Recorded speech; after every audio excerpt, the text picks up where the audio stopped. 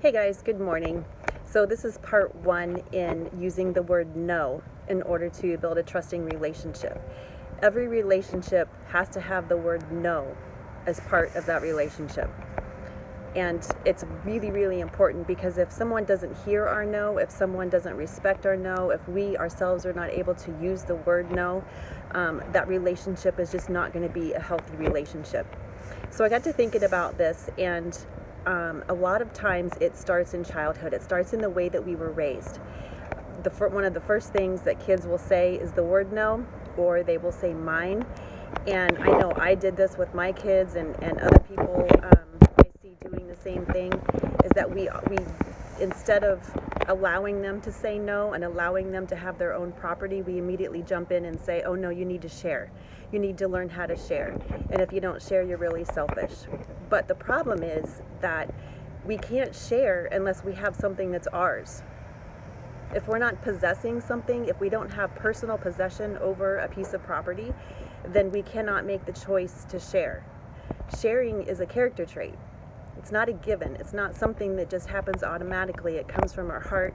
We have to decide who to share with. We have to decide who's trustworthy. We have to be able to discern who's trustworthy, who's not going to take advantage of us, and who is going to treat our property with respect, treat it the way that we want it to be treated. And if they're not going to treat it with respect, then the answer is no.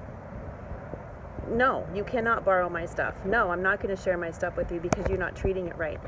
So instead of jumping straight to the sharing part, we need to teach kids that they do have personal property. They do have things that are in their possession, and they do have things that they have control over. And we need to teach them to be trustworthy, be a person who is trustworthy to be shared with. That's how a healthy relationship develops. So consider a second component in childhood.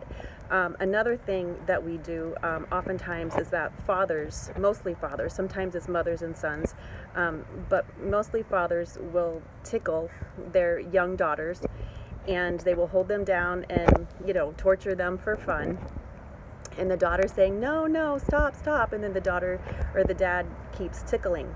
Well, we think that this is innocent because they're laughing, right? Both of them are laughing, and it's a game.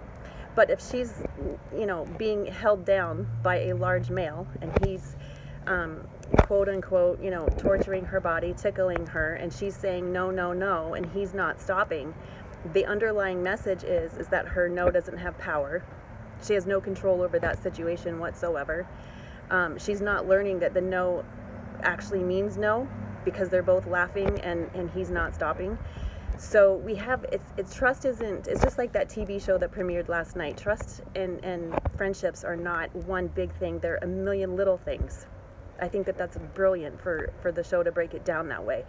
Trust is a million little things, and one of those areas is to be able to use the word no, and to teach our kids what the meaning of no is, because if we don't learn that in our childhood, it wreaks havoc in our adulthood. And that's what I'm going to talk about in part two, is that as adults, if we do not use the word no, if we can't say no, if we can't hear no and accept the no, everything's going to go haywire, from our business to our family to our personal life. It's just going to be chaos. So stay tuned for next time. I'll talk to you later. Have a great day. Let me know what you think in the comments. Bye.